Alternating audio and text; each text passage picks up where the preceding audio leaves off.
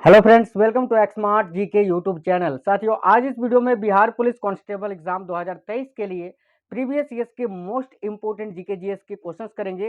वो क्वेश्चन जो आपके एग्जाम 2023 में पूछे जाएंगे। तो बहुत ही इंपॉर्टेंट ये वीडियो होने वाला है, अंत तक जरूर देखिएगा। बिना देरी किए क्लास को शुरू करेंगे। तो सभी साथी वीडियो को लाइक और शेयर जरूर कर दीजिएगा और नए साथी जितने भी हैं चैनल को सब्सक्राइब करके बेल आइकन को ऑन कर लीजिएगा। साथियों, एक चीज, ये क्वेश्चंस जो है सारे ही क्वेश्चन मैंने सिलेक्टेड और इम्पोर्टेंट लिया है। वो क्वेश्चन जो आपके एग्जाम में डायरेक्टली आपको देखने को मिलेंगे। शुरू करेंगे पहले क्वेश्चन के साथ और आज की क्लास का पहला क्वेश्चन है, आयन मंडल की ऊंचाई कितने से कितने किलोमीटर के मध्य होती है। तो देखिए, आयोनोस्फेयर यानी आयन मंडल की जो ऊंचाई होती है वो हमारी भूतल से, देखिएगा, भूतल से 60 से 640 किलोमीटर के मध्य में फैला हुआ है। याद रखिएगा, 60 किलोमीटर से 640 किलोमीटर के मध्य में। ठीक है। आज का अगला क्वेश्चन है, चंद्रमा पर स्थित शांति सागर के नाम से किसे जाना जाता है, अर्थात वास्तव में शांति सागर क्या है। देखिए, आप लोग वीडियो को सभी लोग जरूर साथियों लाइक कर दीजिएगा और अपने सभी दोस्तों के साथ जरूर शेयर करिएगा। तो देखिए, चंद्रमा पर स्थित शांति सागर के नाम से किसे जाना जाता है, अर्थात वास्तव में शांति सागर क्या है। तो याद रखिएगा, धूल का मैदान। ठीक है। तो राइट आंसर हो जाएगा ऑप्शन नंबर सी, धूल के मैदान। क्वेश्चन में बिल्कुल ही आपको फास्ट कराऊंगा क्योंकि समय आप लोगों के लिए बहुत ही ज्यादा कीमती है। कम समय में आपको ज्यादा क्वेश्चन पढ़ना है। अगला क्वेश्चन है, ली फिगारो नामक समाचार पत्र का संबंध निम्न में से किस स्थान से है, यानी इनमें से किस स्थान से ली फिगारो नामक समाचार पत्र जारी होता है। तो देखिए, करेक्ट आंसर हो जाएगा फ्रांस की राजधानी पेरिस, पेरिस से। ठीक है। ली फिगारो नामक ये जो समाचार पत्र है ये एक फ्रांस का साथियों फ्रांसीसी भाषा का न्यूज़पेपर है। याद रखिएगा, जो पेरिस से ये जारी होता है। आज का अगला क्वेश्चन है, लोहार वंश के संस्थापक निम्न में से कौन थे। तो देखिए, लोहार वंश के संस्थापक कौन थे, तो याद रखिएगा संग्राम राज। कौन थे लोहार वंश के संस्थापक, तो संग्राम राज। ऑप्शन नंबर सी आपका राइट आंसर है। अगला क्वेश्चन है, नासा ने, देखिए, नासा जो कि अमेरिकी अंतरिक्ष एजेंसी का नाम है, नासा।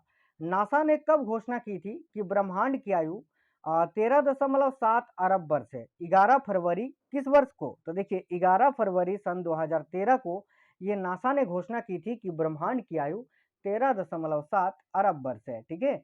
आज का अगला क्वेश्चन है, देखते हैं, तो कौन सी पंचवर्षीय योजना पीसी महालनोबिस मॉडल पर आधारित थी। वेरी वेरी इंपॉर्टेंट क्वेश्चन है। याद रखना है आपको साथियों, जो दूसरी पंचवर्षीय योजना थी, द्वितीय पंचवर्षीय योजना, जिसकी समय अवधि 1956 से 1961 तक था। तो इसका जो साथियों मॉडल है वो पीसी महालनोबिस मॉडल पर आधारित था। ठीक है, याद रखिएगा। अगला क्वेश्चन है, निम्न में से किस नदी को दक्षिण भारत की गंगा के नाम से जाना जाता है। तो इनमें से वो कौन सी नदी है, तो राइट आंसर हो जाएगा कावेरी। यहाँ अगर कावेरी नहीं होता ऑप्शन में और आपका अगर गोदावरी होता तो गोदावरी आपका राइट आंसर हो जाता। ठीक है। आज का अगला क्वेश्चन है, रजत क्रांति का संबंध निम्न में से किस क्षेत्र से है।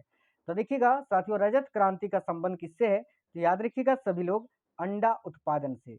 अंडा उत्पादन आपका करेक्ट आंसर हो जाएगा। ठीक है। यहाँ पर दूध उत्पादन का संबंध श्वेत क्रांति से है, मत्स्य उत्पादन का संबंध नीली क्रांति से है। ये भी आपको याद रखना है। अगला क्वेश्चन है, चोल काल में किसके उपासकों को नैसार कहा जाता था। तो वेरी वेरी इंपॉर्टेंट क्वेश्चन है, आपको याद रखना है शिव जी के उपासक को। तो शिव आपका करेक्ट आंसर हो जाता। चलिए, आज का अगला क्वेश्चन है, निम्न में से किस स्थान को पवन चक्कियों की भूमि कहा जाता है। तो देखिए, इनमें से वो कौन सा स्थान है जिसको पवन चक्कियों की भूमि कहा जाता है। तो साथियों, नीदरलैंड को। याद रखिएगा, option number D, Netherland right answer है। अगला क्वेश्चन है, जयप्रकाश नारायण द्वारा किस वर्ष सर्वोदय योजना की प्रस्तुति की गई थी। तो देखिए, जयप्रकाश नारायण के द्वारा सर्वोदय योजना प्रस्तुत किया गया था और किस वर्ष ये प्रस्तुति की गई थी, तो याद रखिएगा वर्ष 1950 में। ठीक है। वर्ष 1950 में जयप्रकाश नारायण जी के द्वारा सर्वोदय योजना को प्रस्तुत किया गया था। अगला क्वेश्चन है, वित्त आयोग का प्रथम अध्यक्ष निम्न में से कौन था। तो याद रखिएगा साथियों, वित्त आयोग के प्रथम अध्यक्ष कौन थे, तो के सी नियोगी। स्टैटिक जीके का क्वेश्चन है, वेरी इंपॉर्टेंट है, याद रखना, के सी नियोगी। नेक्स्ट क्वेश्चन है, किस देश की राजधानी का नाम फूनाफूटी है। तो देखिए, फूनाफूटी इनमें से किस देश की राजधानी का नाम है, तो याद रखना तुवालू। तुवालू एक देश है और इस देश की राजधानी है फूनाफूटी। नेक्स्ट क्वेश्चन है, हवाला क्या है। तो देखिए, हवाला क्या है, तो याद रखिएगा विदेशी मुद्रा विनिमय का अवैध कारोबार। ठीक है, विदेशी मुद्रा विनिमय का अवैध कारोबार। नेक्स्ट क्वेश्चन है, किसने कहा कि मराठों का उदय आकस्मिक अग्निकांड की भांति हुआ है। तो इस कथन को किसने कहा था साथियों, याद रखिएगा ग्रांट डफ ने। ग्रांट डफ ने इस कथन को कहा था कि मराठों का उदय आकस्मिक अग्निकांड की भांति हुआ है।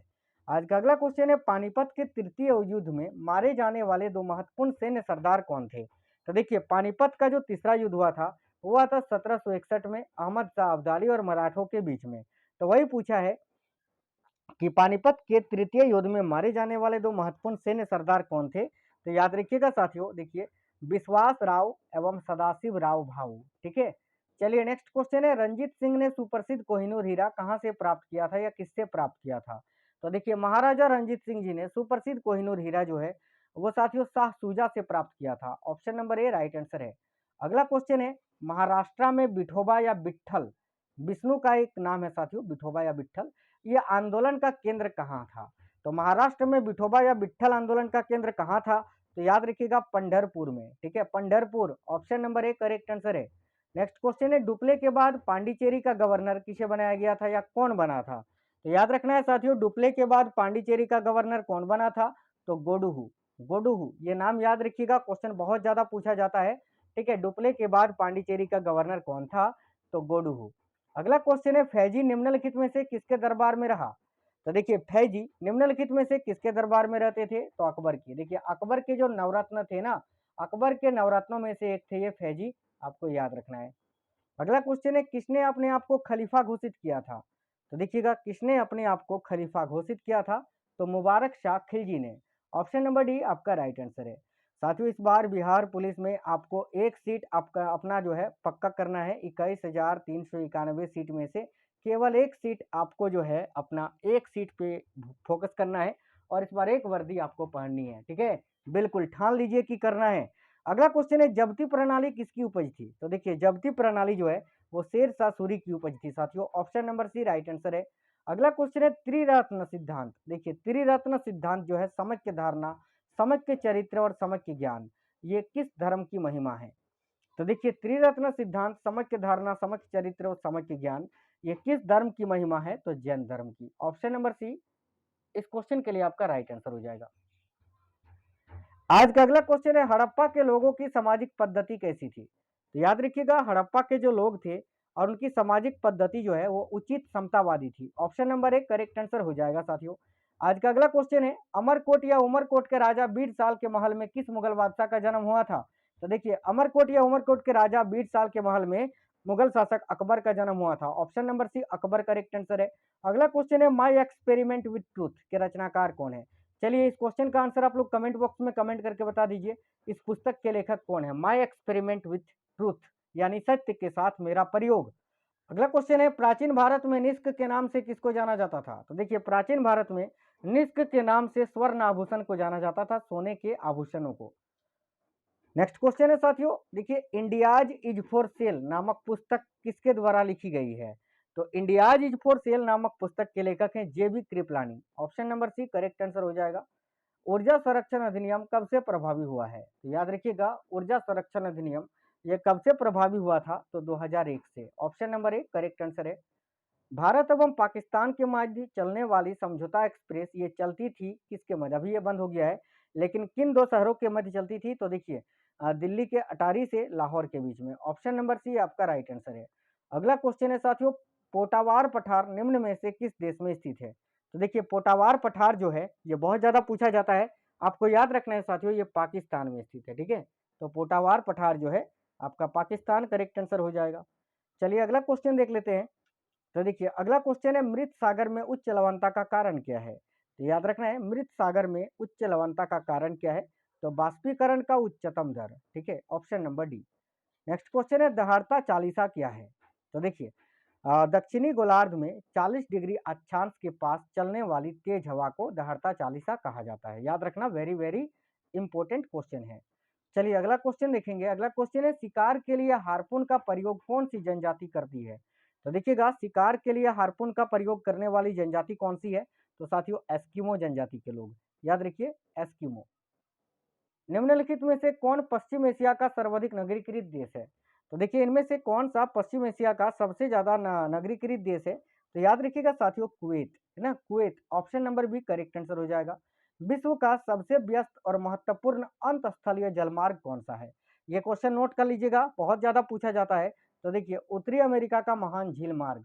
ठीक है, अगला क्वेश्चन है साथियों, देखिएगा आइसोबाथ रेखाएं किसे प्रदर्शित करती है? तो याद रखिएगा आइसोबाथ रेखाएं जो होती हैं समुद्र तल के समान गहराई वाली क्षेत्र को प्रदर्शित करती है। चाय के निर्यात में भारत को किस देश से कड़ी प्रतिस्पर्धा का सामना करना पड़ रहा है? तो याद रखिएगा चाय के निर्यात में भारत को किस देश से कड़ी प्रतिस्पर्धा का सामना करना पड़ रहा है? तो साथियों श्रीलंका से। Option number B Sri Lanka right answer है। अगला क्वेश्चन है, निम्नलिखित में से कौन सी चट्टान जैविक चट्टानों के अंतर्गत आती है? तो देखिएगा निम्नलिखित में से कौन सी चट्टान है जो जैविक चट्टान के अंतर्गत आता है? तो कोयला। ऑप्शन नंबर सी आपका इस क्वेश्चन के लिए राइट आंसर है साथियों। आज का अगला क्वेश्चन है, गंभीर सागरीय मैदान का सर्वाधिक विस्तार किस महासागर में पाया जाता है? तो देखिएगा गंभीर सागरीय मैदान का सर्वाधिक विस्तार जो है वो किस महासागर में पाया जाता है? तो साथियों प्रशांत महासागर में। ऑप्शन नंबर ए आपका राइट आंसर हो जाएगा। अगला क्वेश्चन है, पृथ्वी के भ्रमण की गति कितनी है? तो देखिए पृथ्वी के भ्रमण की गति कितनी है? तो याद रखिएगा साथियों 27 किलोमीटर प्रति मिनट। ऑप्शन नंबर ए इस क्वेश्चन के लिए आपका राइट आंसर हो जाएगा। निम्नलिखित में से कौन सा ग्रह है जो सूर्य और पृथ्वी दोनों से सर्वाधिक दूर पर स्थित है? ठीक है, तो याद रखिएगा कौन सा ग्रह है जो सूर्य और पृथ्वी दोनों से ही सर्वाधिक दूरी पर स्थित है? तो याद रखिएगा नेपच्यून। ठीक है, नेपच्यून करेक्ट आंसर हो जाएगा, यानी वरुण ग्रह। आज का अगला क्वेश्चन है साथियों, विश्व का सबसे बड़ा कोबाल्ट उत्पादक देश कौन सा है? तो देखिएगा विश्व का सबसे बड़ा कोबाल्ट उत्पादक देश जो है वह है साथियों जायरे। याद रखिएगा जायरे। ऑप्शन नंबर ए, जायरे का आधुनिक नाम कांगो गणराज्य, ये भी आपको याद रखना है। चलिएगा अगला क्वेश्चन देखेंगे। अगला क्वेश्चन है, विश्व की सबसे लंबी सड़क कौन सी है? तो साथियों देखिएगा विश्व की सबसे लंबी सड़क कौन सी है? तो पेन अमेरिकन महामार्ग। याद रखना, देखिए करेक्ट आंसर हो जाएगा option number B, Pan American महामार्ग। ठीक है, आज का अगला क्वेश्चन है देख लेते हैं। तो विश्व में प्रथम बार व्यवस्थित जनगणना का श्रेय किस देश को है? यानी सबसे पहली बार व्यवस्थित जनगणना किस देश ने कराया था?